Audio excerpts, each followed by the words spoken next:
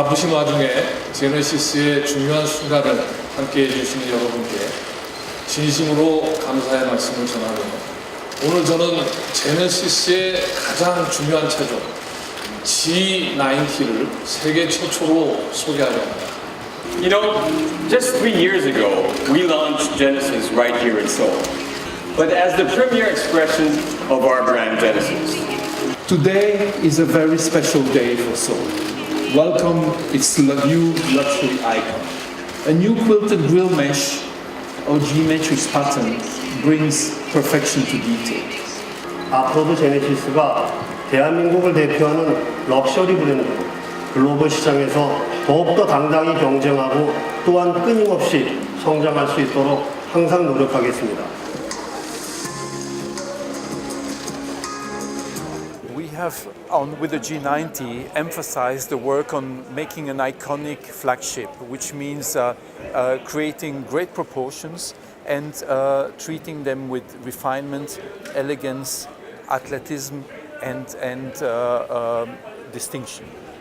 obviously we have started 3 years ago with our flagship with the G90, and then we rolled out the G80, G70 to complete our sedan lineup. We will come out next year with our first SUV model, which will further enhance and exploit then also our product range, our product portfolio. But for us, it is very, very important that we start here in our homeland, in the country of origin here in Korea, and have a strong base to go then and conquer other markets in the world. So for us, the domestic market is the most important market to launch this brand out there as a global luxury brand. 네, 오늘 이 플래그십 세단 G90 한번 살짝 보도록 할게요. 네, 이 크레스트 그릴은 사실상 요즘에 이 제네시스가 미는 정체성이거든요. G70T에도 있고 향후 나올 풀체인지 G80에도 크레스트 그릴이 들어갈 예정입니다. 제가 아까 카탈로그를 보니까 뭘 G 매트릭스라고 이렇게 부르더라고요. 뭐 그렇게까지 부를 필요는 없겠지만 뭐 그렇게 부르니까 저도 부를게요. 그냥 그렇게. 그래서 G 매트릭스 그 패턴이 여기에도 있고 힐에도 있고 램프에도 들어가 있다 하더라고요. 원래 디자인적으로 요즘에 굉장히 이 제네시스 디자인하는 분들이 일체감을 굉장히 중요시하는 것 같습니다. 본넷 주름 있잖아요, 이거. 제가 옛날에 아우디에서 봤었어요. 옛날에 A5 나올 때 와 끝내준다, 섹시하다, 근육질인데 섹시하다 이런 느낌이었거든요. 근데 사실상 향후 시간이 지나니까 많은 제조사들이 이쪽에 넣어가지고 볼륨감을 살려주니까 조금 럭셔리함과 좀 볼륨감이 동시에 보이는 느낌이고, 그게 굉장히 독특한 거는 요 엠블럼을 마치 위에서부터 싹 훑고 내려오는 그 느낌이에요. 보이시죠? 네, 딱 훑고 내려온 느낌인데 이 제네시스 로고가 딱 미끄럼틀 타고 내려온 그 느낌. 근데 이게 나쁜 게 아니라 되게 이 본넷 주름과 이게 일체감이 있어서 디자인적인 완성도가 높다는 걸 의미하는 거거든요. 전면부에서는 사실상 커드 램프까지 딱 해가지고 깔 게 없어요. 전면부 봤을 때는 이거는 수입차다 이런 느낌을 받게 해주는 느낌이에요. 커드 램프도 향후 제네시스의 디자인의 정체성을 나타내주기 때문에 사실상 앞으로 계속 적용이 될 디자인입니다. 자세히 보시면 여기 매트리스 패턴이 들어왔다고 하죠. 이런 디테일한 거는 원래 플래그십 세단에서 굉장히 중요시하는 감성적인 부분이에요. 네, 전면부는 뭐 큰 특징은 그 정도가 다인 것 같고요. 이 측면부로 가시면 힐 이거 열 되게 안 빠져나오게 생겼어요. 힐 보면은 열 안 나오게 생겼는데 사실 이 급에서는 열이 나오는지 안 나오는지 상관이 없습니다. 왜냐하면 이 차를 타고 스포츠 드라이빙을 즐기실 분이 별로 없다는 거죠. 이 차는 그냥 안락하게 시내 주행과 고속 주행도 그냥 적당한 저 RPM을 타신 분들이 많기 때문에 뭐 진짜 스포츠 드라이빙을 좋아한다. 그분은 경량에 열이 잘 빠져나가는 뭐 힐로 바꾸시면 되고, 이 힐은 그냥 우리의 그 G 매트릭스 패턴을 보여주겠다, 우리의 그 럭셔리함을 보여주겠다, 그런 힐이에요. 그러니까 어디에서 봤는데 마이바흐에서 봤던 것 같아요, 제가. 뭐 타이어도 지금 잘 보이시나요 혹시? 컨티넨탈 거네요. 컨티넨탈 거. 요 헤드램프에 이어진 DRL하고 요 방향지 시름킴이 여기 켜지더라고요. 요 라인하고 이렇게 딱 이어집니다. 이게 딱 해서 계속 이어져서 저 끝으로 가서 네, 계속 이어져요. 네, 그러니까 이게 제가 다른 차에서도 많이 봤는데 이 되게 수입 플래그십 세단 프리미엄 브랜드는 그 일체감을 되게 중요시 여기더라고요. 뭐 저야 디자인 전공 그런 건 아니니까 딱 표현하긴 그렇지만 일체감이라는 거는 이 전체적인 이런 테두리와 순간순간에 만나는 그 곡선들의 조화가 맞아 떠줘야 된다는 걸 저는 최근 들어 깨달았어요. 그래서 측면부는 사실상 그렇게 큰 특징이 없기 때문에 그게 넘어왔고, 힐만 조금 특이한데 우리가 어디서 본 듯한 느낌이다. 그냥 럭셔리하다. 기존의 EQ900보다 훨씬 낫다라는 느낌을 보일 수 있습니다. 근데 리어 테일 램프가 조금 전면부에 비해서는 좀 아쉬워요. 제가 볼 땐. 사실 링컨에서 봤던 느낌이거든요, 이건. 다만 링컨의 그 램프는 꽤 깔끔한 그 그래픽 라인으로 되어 있지만, 요것도 자세히 보시면 G 매트릭스 패턴이라고, 사실 뭐 무늬죠, 이렇게 X자. 요게 안에 디테일하게 들어가 있어서 멀리서 보면 약간 크리스탈 느낌을 주는데, 저는 개인적으로는 EQ900보다 G90 모델 G90가 훨씬 리어 테일 램프가 잘 나왔다고 생각하지만, 그럼에도 불구하고 어딘가 부족하다는 느낌을 받습니다. 그리고 아까 제가 그 뒷자리 시승을 하면 느꼈던 건데, 요 레터링을 이제 자랑하더라고요. 이거 자랑할 거리 아닌 것 같아요. 별로예요. 네. 왜냐면 저는 이거는 좀 이렇게 하고 여기다 로고를 하나 더 크게 넣었으면 더 멋있었을 텐데, 왜 이렇게 했는지는 뭐 저보다 훨씬 디자인적으로 뛰어나신 분들이 했겠지만, 뭐 일반인 제 시각에 보더라도 이 글자만 있는다고 해서 더 이 차가 더 멋있어 보이거나 그런 느낌은 없고요. 오히려 조금 글자가 너무 넓은 느낌이어서 약간 일체감이 떨어지는 느낌이에요, 개인적으로 봤을 때. 네, 이 차도 H트랙, 상시 사륜이겠죠? 그 시스템이 들어갔고, 3.3 네, 가솔린 터보 모델이네요, 이건. 뭐 크게 특징 없습니다. 뭐 크롬 라인하고 뭐 하이그로시 비슷한 그런 재질로 돼 있고, 네, 큰 특징은 없어요, 나머지는. 그러면은 트렁크 살짝 열어볼게요. 예, 근데 이런 차의 플래그십 세단은 골프백을 많이 넣어야 되거든요. 원래 이 차를 타신 분들은 골프장에 많이 갑니다. 이렇게 한번 옆으로 한번 보여주시고, 내부로 살짝 들어가 보도록 할게요. 아유, 운전석에 들어왔습니다. 네, 제가 또 실내 인테리어를 되게 중요시하는 사람 입장에서 봤을 때, 이 차가 지금 시트 포지션이 낮게 돼 있어요. 지금 딱 들어왔는데 되게 지하 동굴에 들어온 느낌이에요. 지금 저 무슨 땅굴 들어온 줄 알았습니다. 네, 진짜로 포지션이 낮아요. 차는 이렇게 대시보드는 위에 설정되어 있는데 이렇게 낮다 보니까 되게 아래로 들어온 느낌인데 충분히 높일 수도 있겠죠? 네. 야, 근데 이 이 뭐라 해야 될까? 전동 시트의 그 소음도 별로 안 나네요. 그리고 핸들의 촉감도 뭐 나쁘지 않은 편이에요. 예전에는 D컷 핸들이 좋다고 했는데 요즘에는 D컷 핸들도 유행이 좀 가기 시작했습니다. 원래 스포츠 모델에만 많이 넣고 일반 세단들에는 이제 요런 이런 모양의 스티어링 힐을 많이 넣는 편이에요.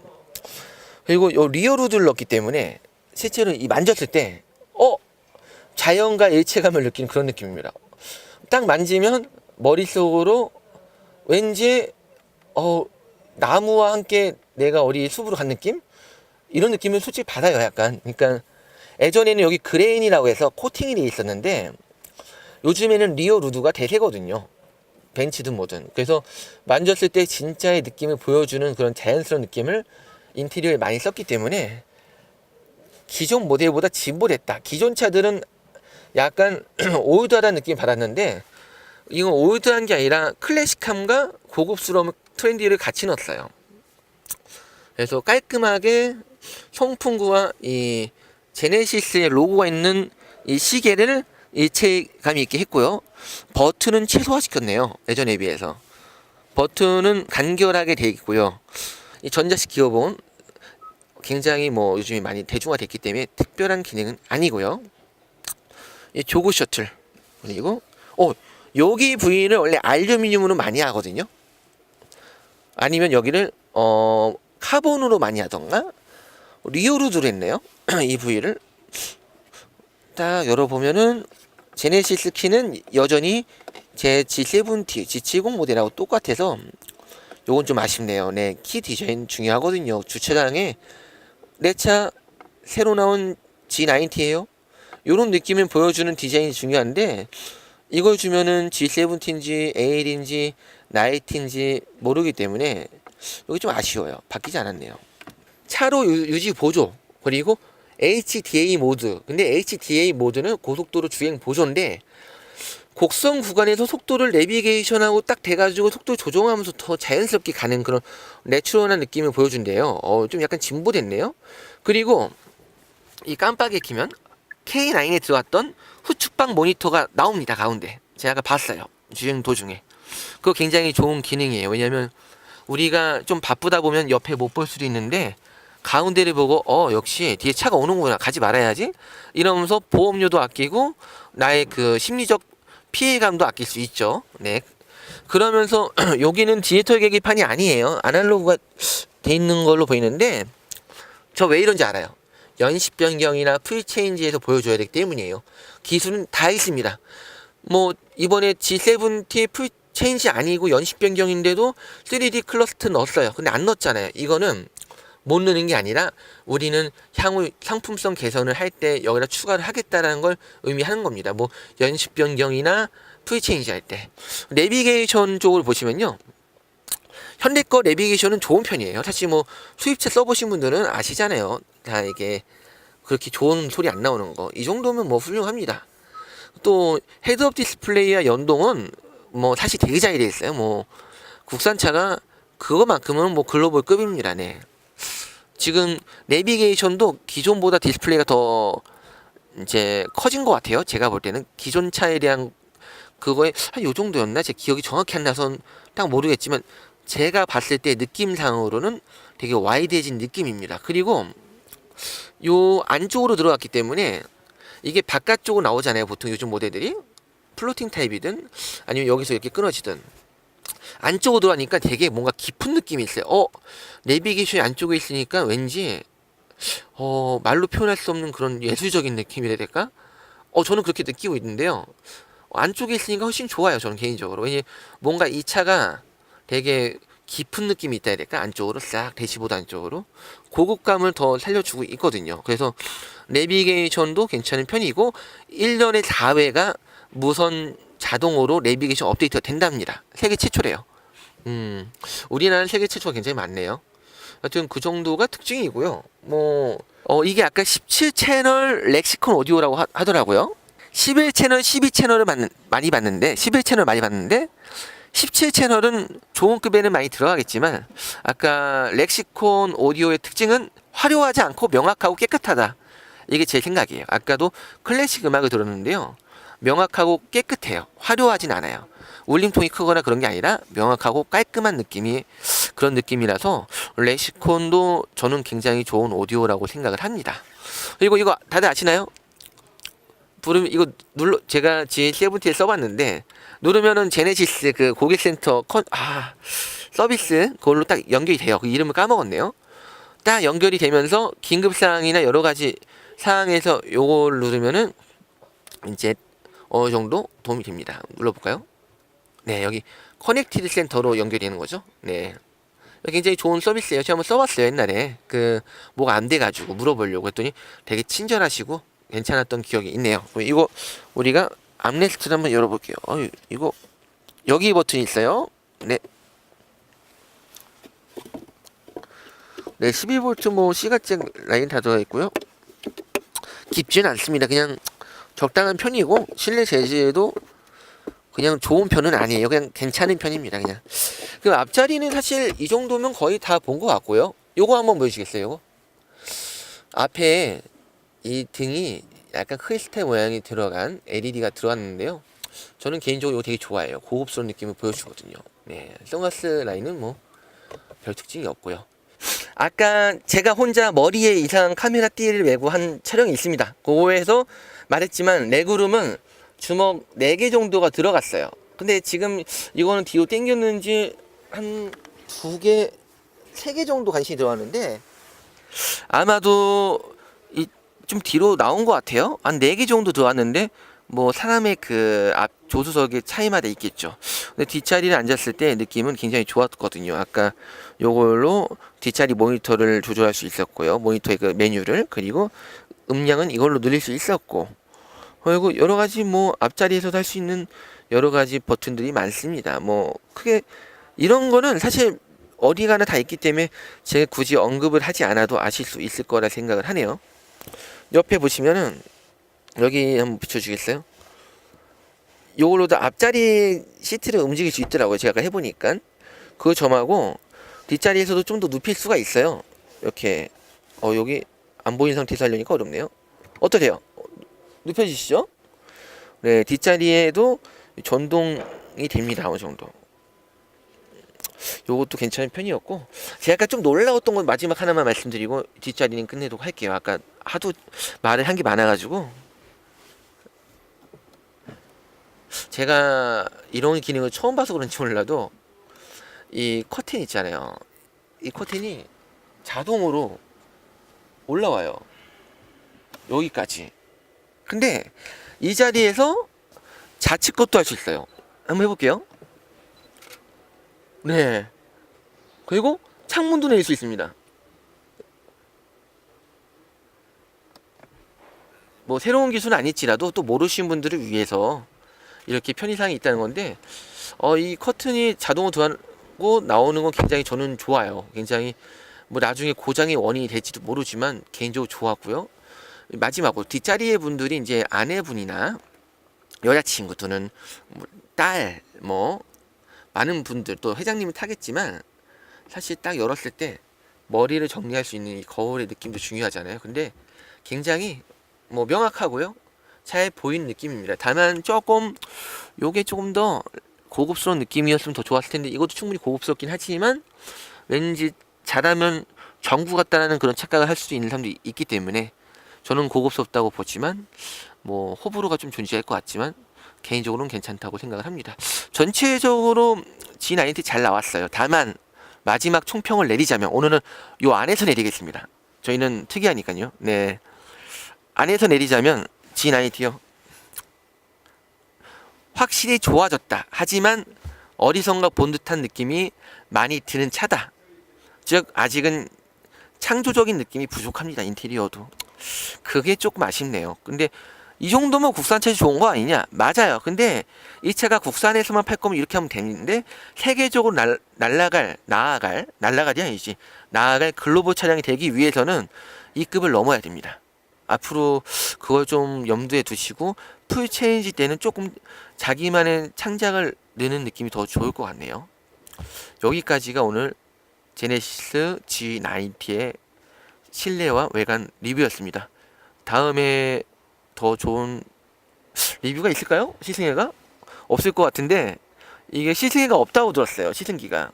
그러니까 시승 체험 이벤트가 없어서 제가 아까 뒷자리에 탔기 때문에 그 영상을 우리 박 부장님께서 넣어주실 거니까 한번 같이 보시고 많은 분들 구독 눌러주세요. 감사합니다. 네, 안녕하십니까. 네네. 부장님, 안녕하세요. 네, 오늘 제네시스 90 한번 뒷자리 쇼퍼 서비스 한번 해봐서 제가 한번 회장님 느낌 한번 잠시 경험해 보겠습니다. 잠시 해볼게요. 네, 문 제가 닫아드리겠습니다. 네, 감사합니다.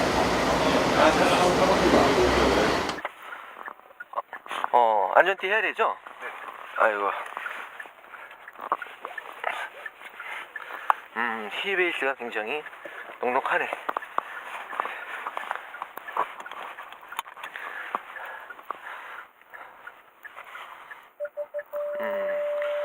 요 뒤에 LCD 창으로 음악을 들을 수 있죠. 터치는 안 되네요. 옆에 조그 셔틀을 이용해서 들을 수 있습니다. 음악을 들어볼게요. 음악 틀어도 되나요? 네네.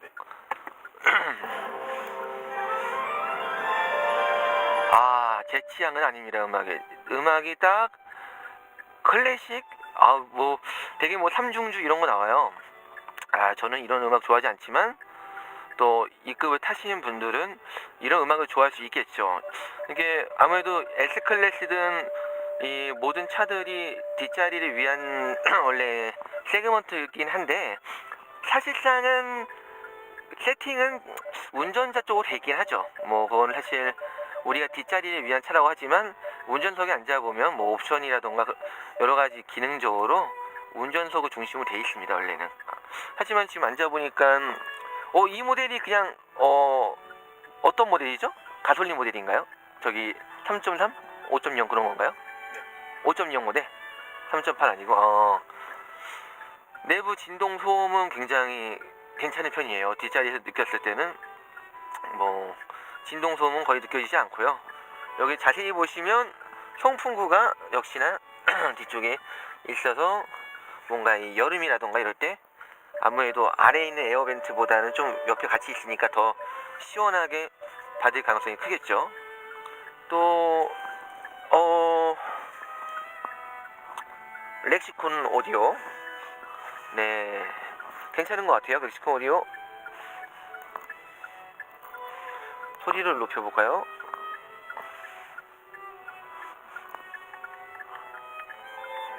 네네.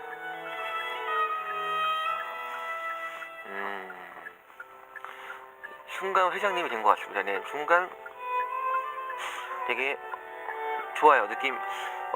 제가 S클래스도 조수석에 타본 사람인데 이 G90 풀체인지는 아니고 페이스리프트죠. 순간 디자인이 너무 많이 바뀌어서 풀체인지로 착각했어요. 페이스리프트인데 EQ900에서 G90으로 바뀐 이 모델 G90군요.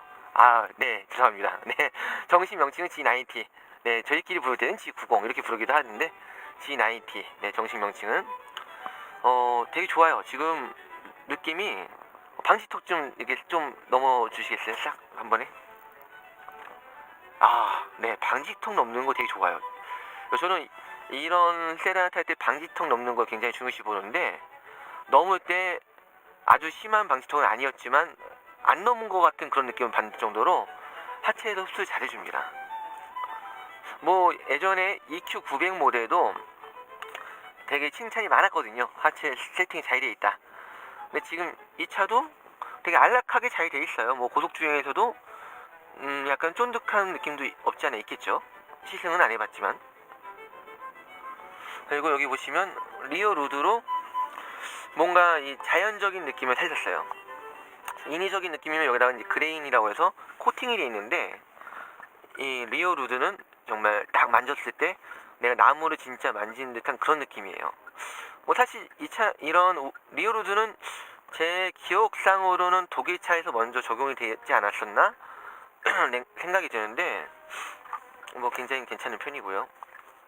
이 아래 뭐 가죽이라던가 마감도 한국이 그 조립 마감 품질은 괜찮은 편이거든요. 또 아무래도 현대 차에서도 이 제네시스는 조립 품질 더 신경을 쓰는 게 딱 보입니다, 사실. 네. 네, 뭐 딱 거울을 보면은 자연스럽게 불이 딱 나오고요. 네, 여기 손잡이도 약간 인조 가죽 같은 걸로 돼 있어요. 네.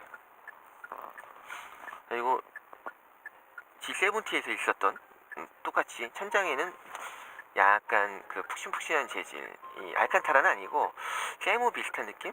그 재질로 돼 있어요. 알칸타라인가? 그거 알칸타라보다는 좀 뻣뻣합니다. 네. 그리고 뒤 수납 공간 괜찮고요. 뭐 좀 인상적인 거는 네, 지금 아까 발견 못했던 것 중에 하나가 바로 이거네요. 요 암레 팔걸이 쪽에 요 제네시스 마크를 음각을 넣었어요. 이렇게. 이거 좀 생각보다 괜찮네요. 제가 과거에 현대차나 그런 차에서 많이 불만을 느꼈던 건 시트거든요. 이 장거리 탔을 때 이 뭔가 이유는 알 수 없지만 허리가 아팠어요. 뭐 하체 세팅 문제일 수도 있고 시트가 너무 부드러워서 그런 걸 수도 있는데 지금은 시내 주행 위주로 하고 있지만 이 시트의 착자감은 굉장히 편하네요. 근데 이것보다 좀 딱딱해야 장거리 주행 시는 허리가 안 아플 것 같은 느낌이 듭니다. 뭐 이 차로 장거리 주행을 많이 하진 않겠지만, 네, 뭐 시내 주행에서 굉장히 좋네요. 그리고 레그룸 같은 경우는 하나, 둘, 셋, 한 4개 정도, 주먹 4개 정도 들어가는 것 같아요. 약간 제가 한 176.7 정도 되는데 주먹 4개가 들어가는 레그룸. 혹시 이 조수석이 많이 앞으로 당겨져 있나요? 딱 정석적인 자리죠? 네, 굉장히 널널합니다. 네, 이 안에서 무슨 일이 일어나도 뭐 모를 정도로 정말 넉넉해요, 많이. 제가 운전을 많이 해봤지만 뒷자리는 택시 빼고는 타본 적이 별로 없거든요. 네, 예전에 S클래스도 조수석에 탔기 때문에 네, 뒷자리의 느낌은 어찌 보면 제가 비교를 한다는 것 자체가 좀 그럴 수 있는데 안락해요. 네. 안락하다 보니까 잠이 올 정도입니다. 솔직히 지금 좀 밥 먹은 지 얼마 안 되기도 했지만 되게 졸려요. 사실 그 정도로 안락하다는 걸 의미한데요. 네, 저는 당분간 뒷자리 탈 일은 없을 것 같아요. 제가 운전해야 되기 때문에. 네, 다만 이 차를 원하시는 분들 중에 뒷자리를 타셔야 되는 분들에게는 사실 수입차가 아니어도 좋은 대안이 될 것 같아요. 도로 위에서 존재감하고 내부적으로도 예전에는 많이 부족했죠. 사실 뭐 어디서 많이 본 듯한 느낌. 근데 이 정도면은 지금도 어디서 안 본 느낌은 아닌데 많이 고급스러워졌기 때문에 예전에는 그냥 좀 비싼 한국차, 지금은 이제 럭셔리 브랜드의 플래그십 세단에 맞는 모습이 100%는 아니지만 70%는 갖춰진 것 같습니다. 네.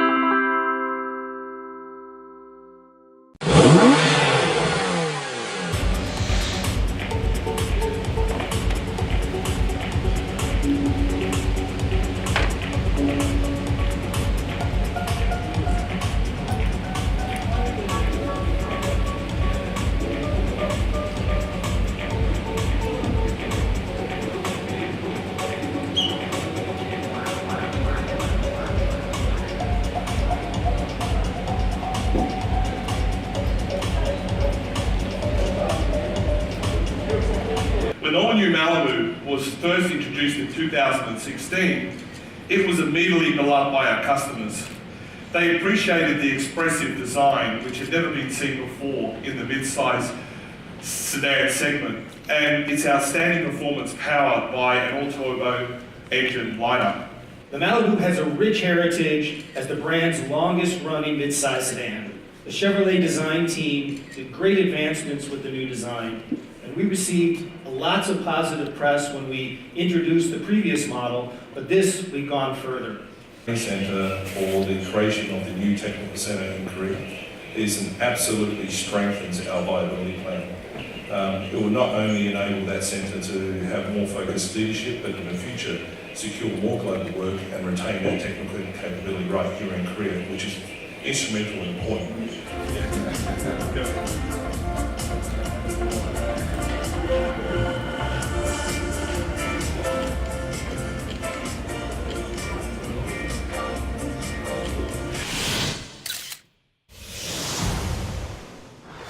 오늘 찰차는 말리부입니다.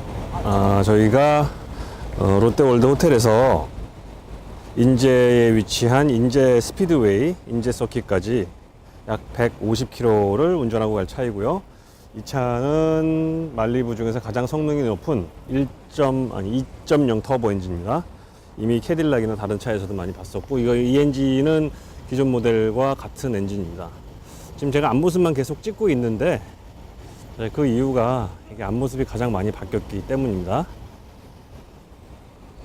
이제 미국에서 판매하는 미국형 그릴로 좀 바뀌었고요.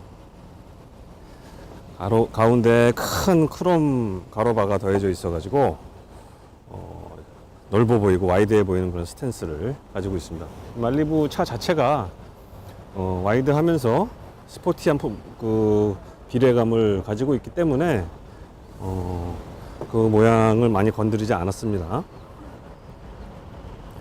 자세한 거는 이제 가면서 차차 설명을 드리도록 하겠고요.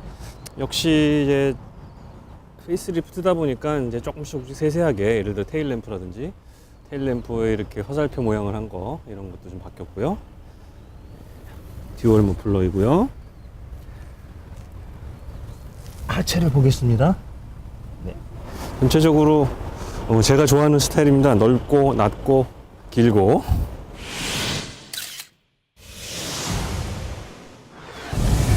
저도 한번 크루즈 컨트롤을 넣고 한번 주행을 해보겠습니다. 어댑티브 크루즈 컨트롤이 놓아져 있고 차선 유지 보조까지 지금 온된 상태에서 한번 살짝 달려보겠습니다. 차선을 얼마나 잘 유지할까요? 우루 구분 차선인데, 네, 역시 차선을 예, 이건 그냥 차선을 밟아야지 안으로 밀어 넣어주네요. 그냥 별로 그다지 믿음직스럽지 못한 것 같습니다. 완전히 차선을 다 이탈하려고 할 때만 그제서야 지금 밀어 넣어주고 있습니다. 지금 핸들 손 놓은 상태. 예, 네. 안 하겠습니다. 끄겠습니다. 지금 이 44번 국도가 포장한 지도 좀 꽤 됐고 아스팔트 노면의 입자가 상당히 거칠어서 노면 소음이 많이 올라오는 도로인데요. 이 도로에서도 그다지 노면 소음이 많이 올라오지는 않고 있습니다. 이 엔진이 힘도 좋지만 참 부드럽고 소음도 없어서 이 정도면은 뭐 6기통 엔진이 아쉽지 않을 정도라고 생각이 됩니다. 제로백은 아니지만은 한번 트랜스미션에 한번 그 반응을 한번 보겠습니다. 풀가속입니다.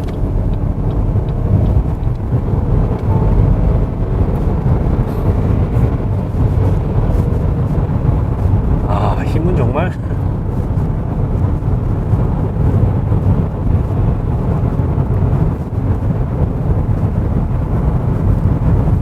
고속에서는 조금 스티어링이 무거웠으면 하는 생각도 드네요.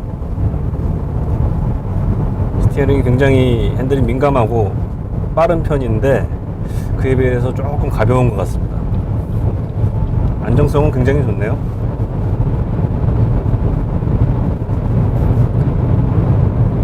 여기가 뭐 거의 고속도로보다 차가 없어서 더 달릴 수 있는 브레이크.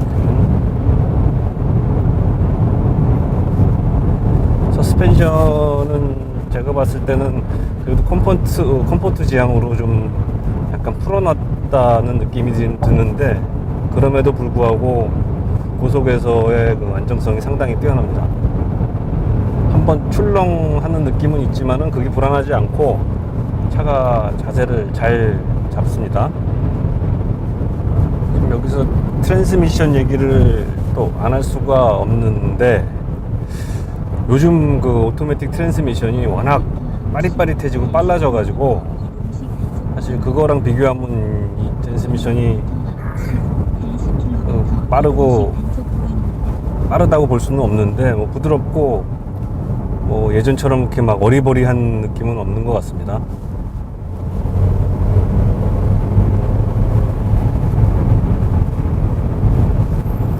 확실히 경쟁차에 비해서 뭐 국산 경쟁차에 비해서 그 같은 배기량의 터보 엔진보다 그 소음, 엔진 소음 쪽은 확실히 우위를 점하고 있는 것 같습니다. 엔진 회전 질감도 좋고 훨씬 부드럽고 조용합니다. 근데 이제 변속기 쪽에서는 조금 아직도 둔하지 않나 하는 생각이 듭니다. 또 경쟁사는 또 8단 미션을 쓰고 있기 때문에 기어비를 더 잘게 쪼개놔서 아까 풀가속을 했을 때도 느낌이 이번에는 좀 힘은 좋지만 둔하지 않나 하는 생각이 들었습니다. 여기가 소리가 내렸네요. 노면도 좀 미끄러울 것 같습니다.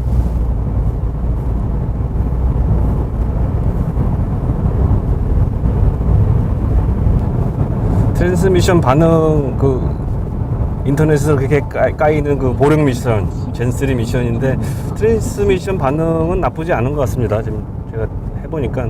근데 이제 다른 차들 요즘 뭐 8단, 뭐 심하면 9단, 10단까지 가는 그 다단화 추세에서 6단으로 나누다 보니까는 좀 기어 사이에 그 폭이 넓은 것 같아서 둔한 느낌?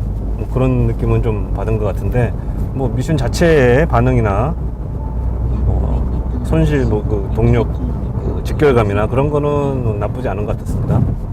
워낙 힘이 좋다 보니까 가속 성능에는 뭐 불만이 없고, 또 엔진 소음 자체가 크지 않다 보니까 스트레스를 받는 느낌이 없었습니다. 아까 1단에서 고RPM 가는 시점에서 살짝 노킹음 같은 게 들리는 것 같았는데, 이거는 확인을 한번 해봐야 되지 않을까 싶습니다. 노킹음이 아닐 수도 있고요.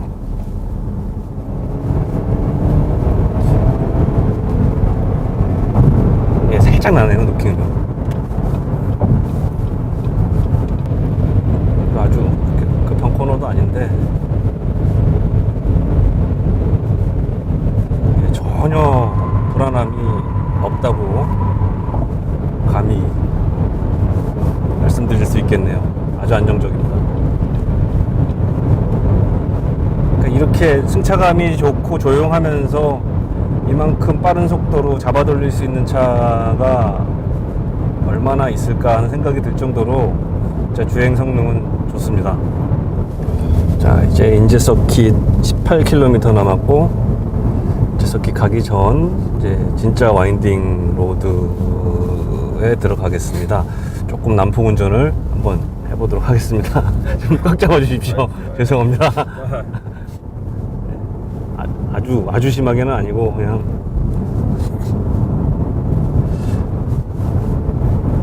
저도 뭐 이 길이 자주 다니는 길이 아니라 가지고 뭐 거의 초행길이나 마찬가지라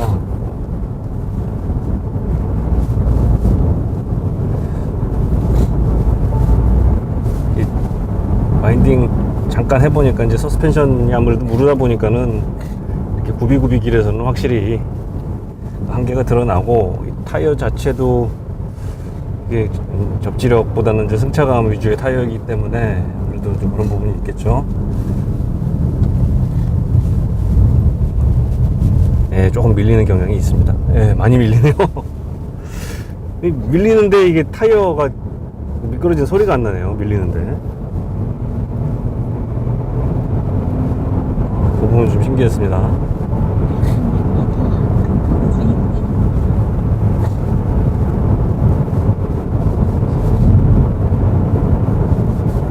급커브 주의하라고 계속 내비는 경고를 하고 있고,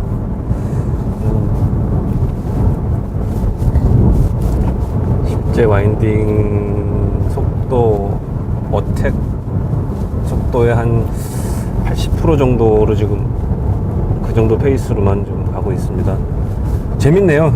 요 정도 페이스로 운전하는 게 이제 옆에 타시면 좀 불안하시겠지만 저는 괜찮은 것 같습니다. 근데 확실히 이제 서스펜션도 좀 무르고 타이어도 좀 무르고, 그거는 이제 여실히 드러나는데 그냥 핸들링만 좀 묵직합니다. 스티어링 하나로 지금 먹고 사는 차네요. 브레이킹 괜찮고.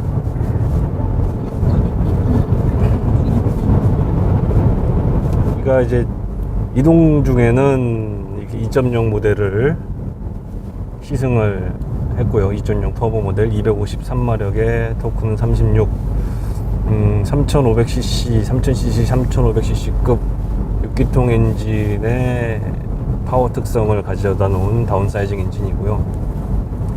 이게 무게가 제원표를 보니까 1470kg 밖에 안 나갑니다. 그러다 보니까는 같은 사이즈의 보통 6기통 엔진 차량의 경우 뭐 조금 가벼운 축에 드는 차가 한 1580, 1600kg, 그러니까 무려 100kg 이상이나 이 차가 가볍습니다. 그러다 보니까는 훨씬 더 출력의 여유는 있는 것 같은데, 이제 트랜스미션 얘기를 안 할 수가 없는 게 그 다른 경쟁사들 다단화를 해서 8단, 10단 미션 막 그렇게 쓰는데 아직까지 이건 6단 변속기를 쓰면서 힘은 좋은데 그걸 다 좀 못 살려내는 듯한 느낌이 있었습니다, 분명히.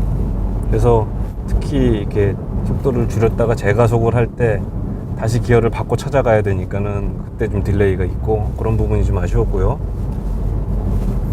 승차감은 아까도 언급을 했지만은 컴포트, 편안한 승차감을 위주로 세팅을 해가지고 상당히 무르다고 볼 수 있는데, 그럼에도 불구하고 고속도로 고속주행 안정성이 뛰어났다는 점, 높은 점수를 주고 싶습니다. 그리고 노면소음 안 올라오고 풍절음 거의 없고, 그래서 두루두루 참 재미있게 편하게 만족스럽게 탈 수 있는 차인 것은 분명합니다. 이제 서킷에 들어가서 디젤 모델과 새로 나온 1.35L 다운사이징 2터보 엔진이 달린 모델을 이제 시승을 하게 됩니다. 세 가지 모델을 다 시승을 하게 되는데 기대가 됩니다. 일단 2.0 모델 장거리 시승은 여기서 마치도록 하겠습니다.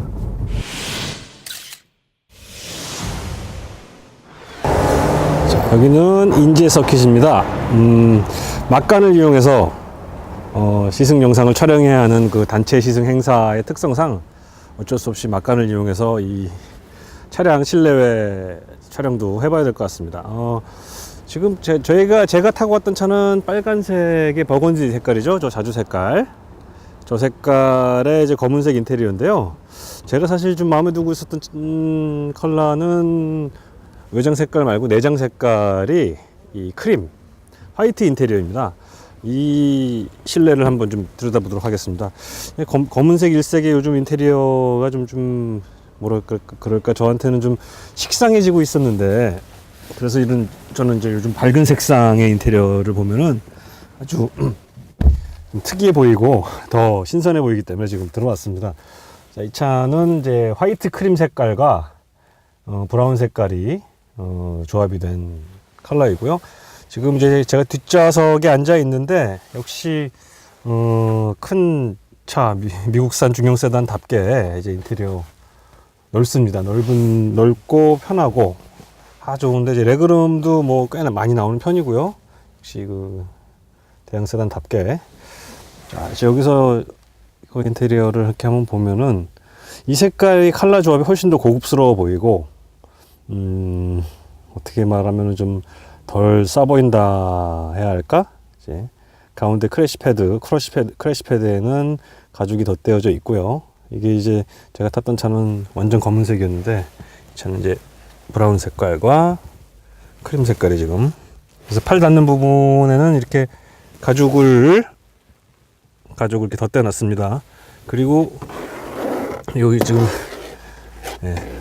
보시다시피 플라스틱이고, 여기도 이제 이런 우드 인서트 장식도 그냥 플라스틱에 프린트한 거, 그리고 이제 그 플라스틱이 뭐 곳곳에 보입니다. 그래서 이게 우리나라 사람들의 눈높이에는 조금 어쩌면 더 저렴해 보일 수도 있는 그런 마감이라고 볼 수 있습니다. 가죽 시트 자체도 지금 색깔은 예쁜데 이 시트가 그렇게 가죽이 아주 고급스럽진 않습니다. 근데 뭐 이급 3천만 원대, 2천만 원대, 3천만 원대 차량에는 다 똑같으니까 그 부분은 제가 뭐라고 할 수가 없겠네요. 그리고 지금 디테일을 좀 보여드려야 될 것 같은데요. 보시면은 제가 이거 인테리어를 왜 칭찬할 수가 없냐면은 이제 보이죠? 끝부에 이제 손이 가는 부분, 이게 이제 그 몰드 그러니까 그 틀에 이제 부어가지고 나오는 그 플라스틱 그 사출물인데, 그 몰드가 이제 그 엣지가 처리가 안 돼가지고 여기가 그 뗀 자국이 있는 거예요. 이게 날카롭게 이런 부분이 이제 그런 감성 품질을 저하시키는 부분인데, 이런 게 곳곳에 보인다는 게 좀 문제입니다. 그게 이 미국산 차, 특히 이제 쉐보레 차의 그 결정적인 단점이 아닐까 생각이 듭니다. 자, 운전석으로 가보시겠습니다. 자, 인테리어 한번 보겠습니다. 자, 시동 먼저 걸어볼게요. 네, 아까의 그 부드러운 엔진음 그대로 들을 수 있고요. 악셀레를 좀 밟아도 뭐 전혀 소음이 거슬리지 않습니다. 대시보드 상단 플라스틱에 무광 도색을 했습니다. 중간 크래시 패드, 여기는 이제 크림색 가죽, 밑에 플라스틱, 여기도 저 센터 콘솔 발 닿는 부분은 가죽 패드, 옆엔 다 플라스틱, 보호 트림 상단 플라스틱, 뒤에 가죽 패드. 그렇습니다. 예, 손잡이 역시 가짜 우드 그레인 이렇게 돼 있네요. 검은색보다는 확실히 고급스러워 보이긴 한데 역시 그 저렴한 마감재가 많은 거는 뭐 어쩔 수가 없습니다. 네. 지금 이 송풍구, 제가 요 부분은 좀 마음에 드네요. 송풍 그 공조기 그 디스플레이 창을 없애고 설정 온도가 그 온도 조절기 넙 이렇게 거기에 그냥 바로 설정 온도가 이렇게 들어가게 되어 있습니다. 그래서 이걸 돌리면은 21도, 22도 이게 창이 표시가 되는. 그리고 이제 물론 내비게이션 스크린에도 이게 나오긴 하는데 평상시에는 내가 몇 도에 맞춰놨다 하는 걸 항상 보여줄 수 있는 이런 디스플레이 참 괜찮은 것 같습니다. 왜 뭐 넓고 시트 편안하고 옆을 좀 잡아주는 거는 조금 아쉽긴 한데 그래도 뭐 와인딩 주행을 하면서도 그렇게 불편함 없었습니다. 시야 좋고 사각 적고 편안한 인테리어였습니다. 자, 쉐비 말리부의 엔진룸을 한번 보실까요? 요즘 나오는 현대 기아차와는 다르게 흡배기가 또 반대로 되어 있네요. 그래서 지금 보시면은 원래 흔히 보던 엔진들은 터보 차저랑 배기가 엔진 뒤쪽에 위치하고 있었는데 이제 이게 반대로 앞으로 나왔습니다. 그래서 터보 차저가 이렇게 앞에 터보 차저가 위치하고 있고요. 그래서 좀 빠져나가면서 바로 촉매가 되어 있고 이제 터보 차저에서 이제 압축된 에어클리너를 통해서 압축된 공기가 이제 바로 엔진 앞으로 보내져서 인터쿨러를 통해서 식혀진 다음에 이제 파이프를 통해서 뒤로 가서 이제 흡기 다기관으로 해서 엔진으로 들어가는 구조입니다. 이렇게 하다 보니까는 이게 아마 제가 듣기로는 이렇게 하면 그 인터쿨러로 지나가는 그 거리, 파이프의 거리를 좀 줄일 수가 있어가지고 특히 그 충진 효율이나 그 흡기 온도를 낮추는 데 좀 효과가 있다고.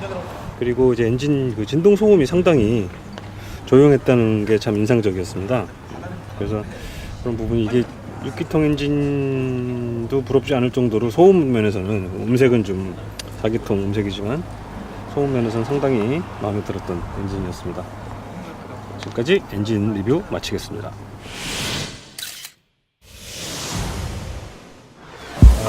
에임코스 2.57km 정도가 되고요.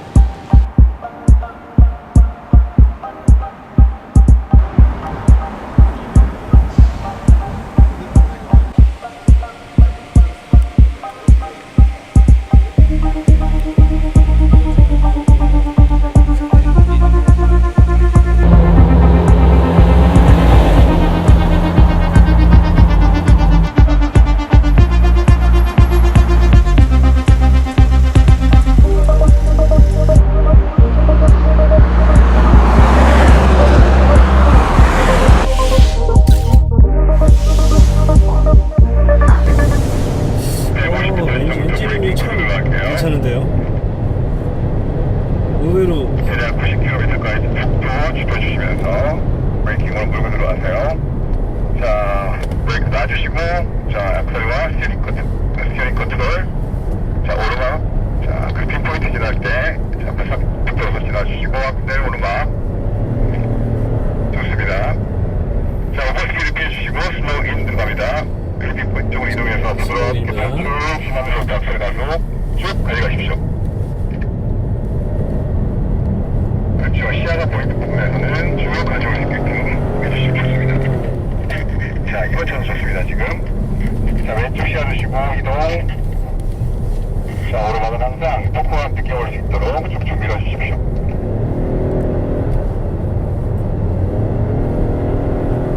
자, 반포인트 바는 한쪽 포인트 잡아주시고, 오르막은 항상 쭉 힘을 갖고, 자, 올라올 수 있게끔 조절.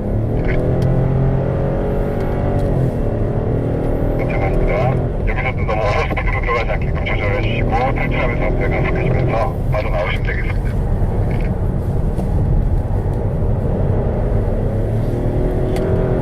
마지막 코너 이제 더블 코너에서 좌우측 발란스 느껴가시면서 왼쪽에 롤. 자, 한번 쭉 돌면서 억제에 대한 부분들도 좀 느껴보시면서 부드럽게 돌면서 저희 BTN 준비하도록 하겠습니다. 속도 이제 줄이겠습니다. 속도 줄여서 BTN 들어갑니다.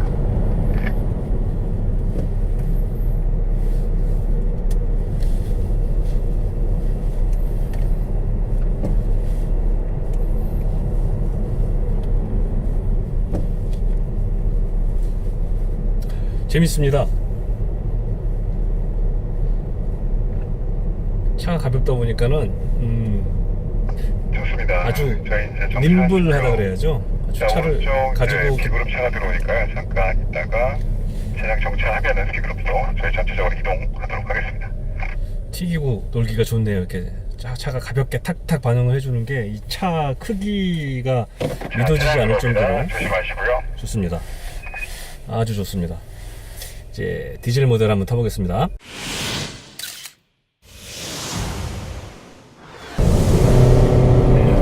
달리겠습니다.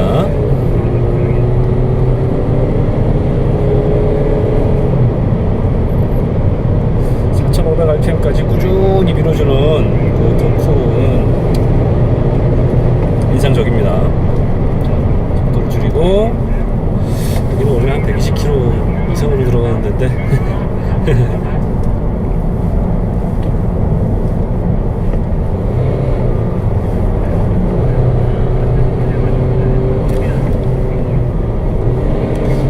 차 운전자분이 다시 주행이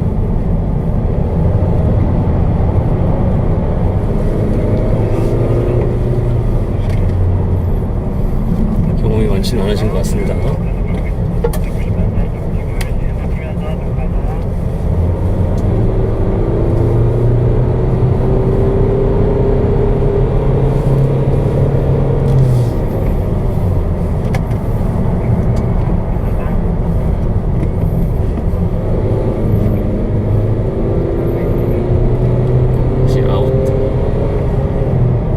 브레이킹 인 아웃 바깥쪽으로 돌아서 코너 들기 전에 풀 브레이킹 인 아웃 다시 인 다시 인. 지금 이제 속도를 줄여서 BTN을 하겠습니다.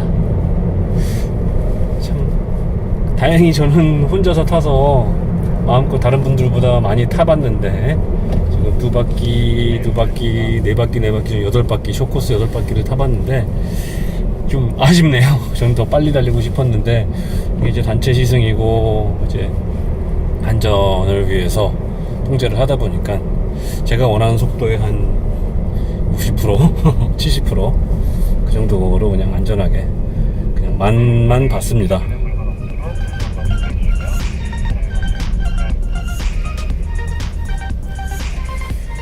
이것으로 로켓 주행을 마치도록 하겠습니다.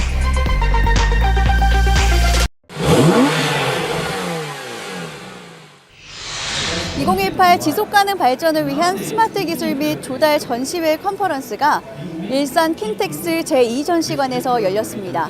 4차 산업혁명에서 아주 중요한 기술이 있죠. 바로 블록체인인데요. 이 블록체인에 대한 회의가 진행된다고 합니다. 자세한 내용 현장에서 확인해 보겠습니다. UN 프로젝트 서비스 사무국과 STSMP 조직위원회가 주최하는 이 행사는 11월 28일부터 30일까지 3일간 진행되는데요. UN 총회와 국제사회가 공동으로 추진하고 있는 지속가능 발전 목표와 기후변화 협약 실천에 필요한 스마트 기술과 각종 개발 활동을 전시했습니다. 308호에서는 SDGs 글로벌 블록체인 경제 특구 건설을 추진하기 위한 회의가 진행되는데요. 각 기관의 의견을 수렴하고 실행 의지를 도출하기 위해 많은 관계자가 모였습니다. 먼저 내빈 소개가 있었는데요. UN OPS 산제마터 아시아 담당 대표, STSMP 2018 조직위원회 유경희 사무총장, 민주평화통일자문회의 신종대 중앙상임위원, 데이탄 PTE 오석재 기후에너지 개발전문위원, SOS 기금회 김항석 회장, 한국인터넷진흥회 블록체인 평가위원회 강현구 변호사, 한국정보학회 부회장이자 국가사이버안전센터 자문위원 윤종수 변호사, 변정주 교수님이 참석했습니다. 이 밖에도 많은 블록체인 협회, 언론 관계자, 그리고 지자체 관계자, 블록체인 회사 대표가 회의에 함께했습니다. STSMP 2018 조직위원회 유경희 사무총장님의 인사말로 회의는 시작됐습니다. STSMP가 출범한 이유에 대해 설명하며 앞으로도 한국이 주도적으로 다양한 이슈를 이끌어가길 바란다고 했는데요. STSMP는 UN뿐만 아니라 다양한 기구들이 참여하고 있는 만큼 많은 관심과 참여를 당부했습니다. 이어 UN 기후체인연합 이영철 운영위원님의 발표가 있었는데요. 김치 프리미엄으로 대한민국이 세계적으로 큰 이슈가 된 만큼 앞으로 정부가 블록체인의 중요성을 인지해야 한다고 했습니다. 지금이 아니면 블록체인 기술에 있어 도태될 수 있는 현실을 언급했는데요. 에코드라이브 용어를 대한민국에 처음 도입한 장본인으로서 선구자의 자세를 강조했습니다. 신기후 체제 목표 이행을 앞두고 탄소 배출권 시장은 앞으로 더 커질 것이라고 밝혔는데요. 이 과정에서 유엔의 역할이 중요하며 지속가능 발전 목표와 블록체인을 융합하는 것도 중요하다고 했습니다. 미국의 비영리 단체 키바가 기부를 투자로 전환한 사례를 예로 들며 설립 예정인 OSD 재단을 설명했는데요. 지속가능한 친환경 냉매 기술을 공공기부하고 라오스나 베트남과 같은 개발도상국가에 지속가능한 친환경 대중교통을 기부하는 것이 목표라고 했습니다. 지속가능한 친환경 냉매 기술을 개발한 데이탄 PTE 오석재 기후에너지 개발전문위원을 만나봤습니다. 그거에 대해서 간단하게 좀 소개 부탁드릴게요. 제가 개발한 냉면은 지구 오존을 파괴하면 안 되는 거고요. 그러면서도 소비자들이 안전하게 쓸 수도 있고, 그다음에 에어컨 가스가 효율이 좋아야 돼요. 그러면서도 에너지가 덜 들어가는 그런 것이 가장 좋은 건데, 우연찮게 제가 평생 동안 개발한 그 냉매가 대기업에서 테스트를 했는데 그분들조차도 놀랄 만한 효과가 입증이 됐어요. 앞으로 지구환경 지키는데도 또 에너지 세이브를 하는데도 큰 역할을 하지 않겠나 생각해요. 이영철 운영위원은 혁신과 혁신이 모여 혁명이 되는 만큼 지속가능 발전 목표를 위한 융합 모델의 중요성을 강조했고, 공공기반 블록체인 기술의 실질적인 산업 적용 모델의 중요성을 피력했습니다. 이를 위해선 공익과 UN 주도 아래 지속가능 발전 목표에 부합된 제4차 산업의 기술 표준 구축이 필요하다고 했는데요. 이영철 운영위원을 만나 자세한 이야기 들어봤습니다. 지속가능 발전과 블록체인은 어떤 연관성이 있나요? 예, 지금 지속가능 발전 목표는 전 세계 모든 국가들이 2016년부터 2030년까지 인류가 공동으로 이제 지켜야 될 어떤 공동적인 과제고 목표입니다. 그래서 적게는 가장 중요한 부분이죠. 이제 식량이나 기아 문제 이런 거에서부터 이제 첨단 환경에까지. 그래서 이제 그런 인류의 공동 목표를 4차 산업혁명이라고 하는 블록체인 산업하고 묶어졌을 때 그런 지속 가능 발전에 대한 목표를 상당히 크게 당길 수 있다라고 생각을 합니다. 이제 이론적으로 당기는 것보다 그 4차 산업에 대한 블록체인 기술을 지속 가능 발전하고 묶어서 대한민국의 이제 각 지자체의 어떤 국제적인 시범 모델로 발전시킨다라고 한다면은 공공의 목적이나 우리나라의 어떤 4차 산업에 대한 발전에 상당히 좀 중요한 계기가 될 수 있을 것 같고요. 이익보단 공익을 위한 기부를 선택해야 한다고 말하며 발표를 마무리했는데요. UN OPS 산재마터 아시아 담당 대표를 만나 발표에 대한 생각 들어봤습니다. So how do you feeling his presentation? I thought that the presentation was excellent, and I think that the ideas that are coming in, the initiatives, the economic zone discussion was very good. Yeah. Also, I noticed that there's a lot of activity in blockchain and a lot of thought that is going on. There's, of course, a need for more discussion with government on blockchain in country in terms of regulation. And I think all these things are in the works. It's relatively, I would say, at a start stage, not highly advanced at this stage. So, it's a fresh ground for new enterprise. 이번엔 엄명도 박사를 만나 우리나라의 현재 상황과 대비 방향에 대해 이야기 나눠봤습니다. 우리나라와 또 개발도상국의 환경 상태가 지금 어떤가요? 우리나라에는 그 온실가스 배출이 굉장히 많은 나라에 속합니다. 그래서 배출이 한 6위, 5, 6위 지금 차지하고 있어서 상당히 많이 배출하고 있어서 온실가스 감축에 상당히 중요한 역할을 해야 될 걸로 봅니다. 앞으로 신기후 체제를 맡고 있잖아요. 어떤 대비를 해야 할까요? 그것은 이제 실질적으로 각 국가 간에 얼마만큼 의무를 해야 되는지 옛날에는 그냥 추상적으로 했는데 지금은 이제 목표치를 내야 됩니다. 우리나라도 이제 화석 연료를 되도록이면 이제 줄일 수 있는 방향으로 이제 그걸 해야 되고 그다음에 오늘과 같은 이런 그 블록체인에 기부할 수 있는 걸 가지고 그런 것들에서 이제 유엔에서 같이 이제 협력을 하게 되면은 이게 그 개발도상국에도 상당히 도움이 되면서 온실가스 감축에도 많은 기여를 할 것으로 생각이 됩니다. 이번 회의에서는 블록체인 기술 활용을 위해 정부와 관계자의 지속적인 관심이 요구되는 현실을 확인할 수 있었습니다. 회의가 끝난 후 전시회장을 살펴봤습니다. 치타 코리아 터빈의 부스 찾아가 봤습니다. 자동차 머플러에 터빈을 장착하기만 하면 되는데요. 간단한 원리로 연비와 매연이 저감된다고 합니다. 휴대와 부착이 간편한 만큼 자동차에 구비해 두시면 좋을 것 같습니다. 마지막으로 데이터메 부스를 찾아가 봤습니다. 네, 이곳은 유엔 회원사인 데이터메 부스인데요. 데이터미 선발로 선정한 전기차가 전시되어 있습니다. 이 전기 자동차는 완충을 할 때 한 4시간 정도 소요가 되고요. 시속 50km로 한 60km에서 리튬 전지는 100km를 갈 수 있습니다. 그래서 우리나라에서도 이것을 사용할 수가 있는데요. 주차 공간이 짧고 그 다음에 안전하기 때문에 모든 분이 사용할 수가 있어요. 단지 이것도 이제 원동기 면허나 자동차가 면허가 있어야 필요한 겁니다.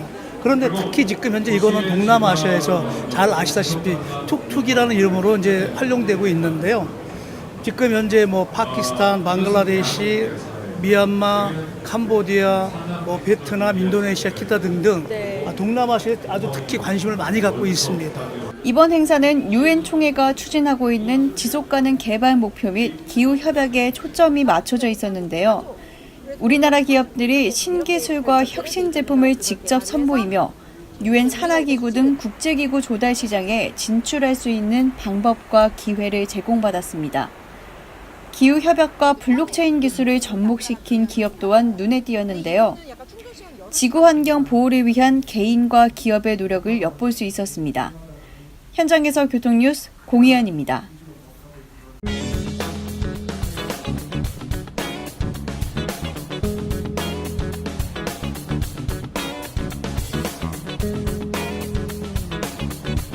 정답을 아시는 분은 카티비뉴스.com 퀴즈 게시판에 올려주시기 바랍니다. 당첨된 시청자께는 카렉스 자동차 케미컬 세트를 보내드립니다.